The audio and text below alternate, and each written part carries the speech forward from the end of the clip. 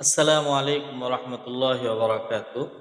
ঈদুল আজহায়ের দিনের আহ, বিশেষ কিছু করণীয় এবং মুস্তাহাব আমল। কোরবানির দিন, ঈদুল আজহায়ের দিনে নামাজের আগে কোনো কিছু না খাওয়া মুস্তাহাব। আর ঈদুল ফিত্রের দিনে মিষ্টান্ন জাতীয় খেজুর বা মিষ্টান্ন জাতীয় কোনো কিছু খেয়ে যাওয়া মুস্তাহাব। ঈদুল আজহা বা কোরবানির দিনে না খাওয়া মুস্তাহাব। না খেয়ে ঈদুল আজহায়ের নামাজ পড়বে। নামাজের পরে প্রথমে কোরবানিকৃত জন্তুর গোশত থেকে খাওয়া সুন্নাহ এবং অত্যন্ত গুরুত্বপূর্ণ একটি সুন্নাহ।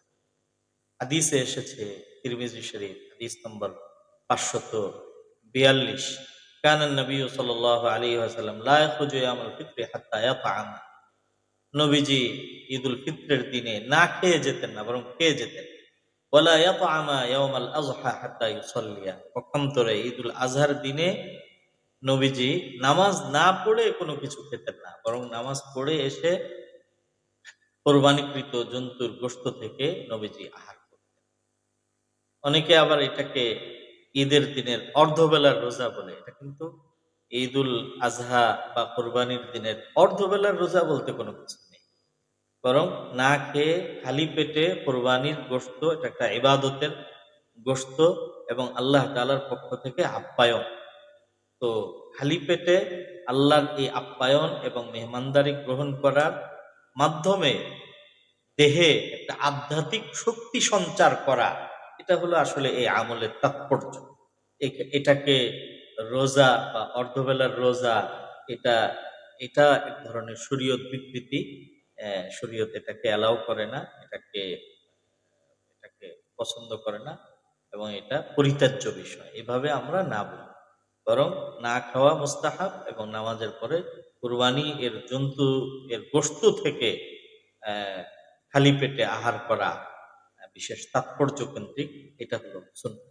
হযরতে বুরায়দা রাদিয়াল্লাহু তাআলা আনহু, বুরায়দা ইসলামী রাদিয়াল্লাহু তাআলা আনহু থেকে বর্ণিত, কানা নবী সাল্লাল্লাহু আলাইহি ওয়াসাল্লাম লা ইয়াখরুজু ইয়াউমাল ফিত্রি হাত্তা ইয়াতআমা।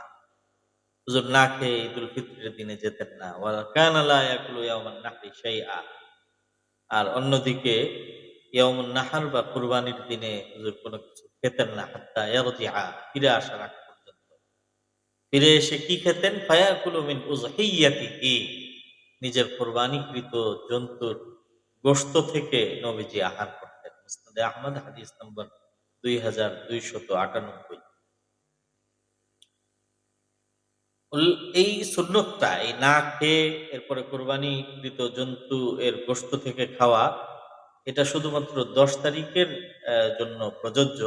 কোনো ব্যক্তি যদি 11 তারিখ এবং 12 তারিখ কোরবানি করে, তাহলে ওই ব্যক্তির জন্য সকাল থেকে কোরবানি করা পর্যন্ত না খেয়ে থাকা, এটা সুন্নাহ নয়। ওই ব্যক্তির জন্য আর এই আমল নয়। তাহলে না খেয়ে কোরবানির গোশত আহার করা, এই সুন্নাহ আমল, এটা শুধুমাত্র 10 তারিখে যারা কোরবানি করবে তাদের জন্য প্রযোজ্য। ঈদের দিনের করণীয় সম্পর্কে আলোচনা হচ্ছিল। 1 নম্বর, ঈদের দিনে কোরবানি এর গোশত খাওয়া এর আগ পর্যন্ত ঈদের নামাজের আগে কোনো কিছু না খাওয়া। 2 নম্বর, ঈদের ঈদের দিনে সকাল সকাল ঈদগাহে যাওয়া। ঈদুল আজহা, ঈদুল ফিত্রের নামাজের তুলনায় একটু আগে আগে পড়া। হযরত ইয়াজিদ ইবনে হুমায়দ রাহিমাহুল্লাহ তাআলা থেকে বর্ণিত, তিনি বলেন যে আমাদের কাছে আল্লাহ রসুলের একজন বিশিষ্ট সাহাবী আব্দুল্লাহ ইবনে বুসর রাহমাতুল্লাহ, আব্দুল্লাহ ইবনে বুসর রাদিয়াল্লাহু তাআলা আনহু, তিনি ঈদের নামাজ পড়ার জন্য আসলেন।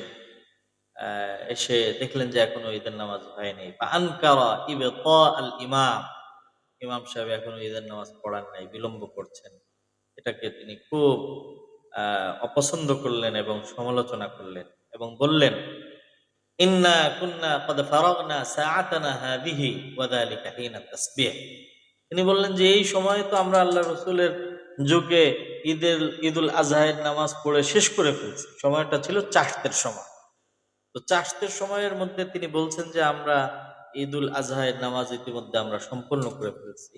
বোঝা গেল যে ঈদের দিন আগে আগে যাওয়া এবং বিশেষভাবে ঈদুল আজহায়ের নামাজ আগে আগে পড়া, সুনানে আবু দাউদ হাদিস নম্বর 1335। 3 নম্বর, নারী পুরুষ সকলের জন্য ঈদের নামাজের আগে ঘরে অথবা ঈদগাহে অথবা মসজিদে কোনো ধরনের নফল নামাজ না পড়া, আর ঈদের নামাজের পরে ঈদগাহেও কোনো ধরনের নফল নামাজ না পড়া, বাড়িতে এসে পড়তে পারে। হাদিসের মধ্যে এসেছে, আন ইবনে আব্বাস রাদিয়াল্লাহু তাআলা আনহু আন্না নবী সাল্লাল্লাহু আলাইহি ওয়াসাল্লাম খারাজা ইয়াউমাল ফিত্রি ফাসাল্লা রাকাআতাইন লাম ইউসাল্লি ক্বাবলাহা ওয়ালা বা'দাহা ওয়া মা'আহু বিলাল। নবীজির সাথে বিলাল ছিলেন। নবীজি ঈদুল ফিত্রের দিনে গেছেন এবং ঈদুল ফিত্রের 2 রাকাত নামাজ পড়ছেন। হযরত আব্দুল্লাহ ইবনে আব্বাস রাদিয়াল্লাহু তাআলা বলেন, লাম ইউসাল্লি ক্বাবলাহা ওয়ালা বা'দাহা, ঈদের আগেও পড়েন নাই, পরেও ঈদগাহের মধ্যে কোনো নামাজ পড়েন নাই। সহিহ বুখারী হাদিস নম্বর 989। 4 নম্বর করণীয়, সম্ভব হলে ঈদের নামাজ মসজিদে নয় বরং ঈদের নামাজ উন্মুক্ত প্রান্তরে এবং ঈদগাহে গিয়ে নামাজ পড়া। এর মাধ্যমে আমরা আগেই বলেছি যে ঈদের নামাজ এবং ঈদের সমস্ত আয়োজন, কোরবানি ইত্যাদি, এটা শরীয়তের একটা শিআর। এর মাধ্যমে ইসলামী শরিয়ায়ের পরিচয় ফুটে ওঠে। তো এই জন্য এটা একদম খুব আড়ম্বরতার সাথে প্রকাশ্য এবং খোলা জায়গায় একসাথে ঈদের আনন্দ, সম্মিলন এবং মুসলিম ভ্রাতৃত্ব এবং জাতীয়তা ফুটে ওঠে, এভাবে আয়োজনের সাথে আড়ম্বরতার সাথে ঈদের নামাজ পড়া। হযরত আবু সাঈদ খুদরী রাদিয়াল্লাহু তাআলা আনহু বলেন, কানা নবী সাল্লাল্লাহু আলাইহি ওয়াসাল্লাম ইয়াখরুজু ইয়াউমাল ফিত্রি ওয়াল আযহা ইলাল মুসাল্লা। নবীজি ঈদুল ফিত্র এবং ঈদুল আযহায়ের নামাজ ঈদগাহে গিয়ে পড়তেন। বর্তমানে শহরে, ঢাকাতে এবং বিভিন্ন শহরে এই ধরনের খোলামেলা স্পেস না থাকার কারণে, মাঠ ময়দান ইত্যাদি না থাকার কারণে বিষয়টা একটু জটিল, এবং এই কারণে আমরা মসজিদে মসজিদেই নামাজ পড়ি। কিন্তু এক্ষেত্রে আমার ব্যক্তিগত একটা প্রস্তাব এবং চিন্তা থেকে আমি মনে করি এবং বলি যে আমরা বিভিন্ন কাজে আমাদের এই সড়কগুলো আমরা ব্যবহার করে থাকি। তো ঈদের দিনে, এদিন তো এটা অফ ডে থাকে, কাজকর্ম, অফিস আদালত, ন্যাশনাল হলিডে, আন্তর্জাতিক ছুটি থাকে এই দিনে। তো সুতরাং এই দিনে যানবাহনের চাপ তেমন থাকে না। সুতরাং আমরা এই বড় বড় মেইন সড়কগুলোতে যদি আমরা সকলে উদ্যোগ নিই সামাজিকভাবে, তাহলে আমার মনে হয় যে ঈদগাহে বা খোলা প্রান্তরে নামাজ আদায় করার এই সুন্নাহ এবং মুস্তাহাবটি এটা আমাদের সমাজে বর্তমান এই শহুরে জীবনেও এটাকে বাস্তবায়ন করা সম্ভব হয়, সম্ভব হবে। বিষয়টা সংশ্লিষ্ট সকলকে ভেবে দেখার জন্য বিশেষভাবে আহ্বান জানাচ্ছি। ঈদের দিনের করণীয় 5 নম্বর, কোনো ধরনের যানবাহনে যাতায়াত না করা ঈদের নামাজ পড়তে যাওয়ার জন্য এবং ফেরার পথেও। রিক্সা, ভ্যান, ঘোড়া, উট অথবা আধুনিক যে সকল যানবাহন আছে, প্রাইভেট কার বা ব্যক্তিগত অন্য কোনো গাড়ি ইত্যাদি, এগুলো ব্যবহার করে ঈদগাহে না যাওয়া, বরং পায়ে হেঁটে যাওয়া এবং পায়ে হেঁটেই ফেরা। তবে ফেরার পথে কেউ যদি চায় তাহলে বাহন ব্যবহার করতে পারে। বিশেষভাবে যাওয়ার ক্ষেত্রে পায়ে হেঁটে যাওয়া। হযরত বিশিষ্ট সাহাবী হযরতে আব্দুল্লাহ ইবনে ওমর রাদিয়াল্লাহু তাআলা আনহু, যিনি নবীজির সুন্নাহের বড় আশিক ছিলেন, এক একটা সুন্নত খুঁজে খুঁজে তিনি আমল করতেন। হযরত আব্দুল্লাহ ইবনে ওমর রাদিয়াল্লাহু তাআলা আনহু বলেন, সুনানে ইবনে মাজাহ হাদিস নম্বর 1295, তিনি বলেন, কানা রাসূলুল্লাহ সাল্লাল্লাহু আলাইহি ওয়াসাল্লাম ইয়াখরুজু ইলাল ঈদি মাশিয়ান ওয়া ইয়ারজিউ মাশিয়া। নবীজি পায়ে হেঁটে ঈদগাহে যেতেন, ওয়ারজিউ মাশিয়া, এবং পায়ে হেঁটেই নবীজি ফিরে আসতেন। এটাও আমরা খুব আড়ম্বরতার সাথে আমরা এভাবে যাই এবং তাকবীর বলতে বলতে আমরা যাই। এটা একটা ইসলামী একটা গুরুত্বপূর্ণ শিআর।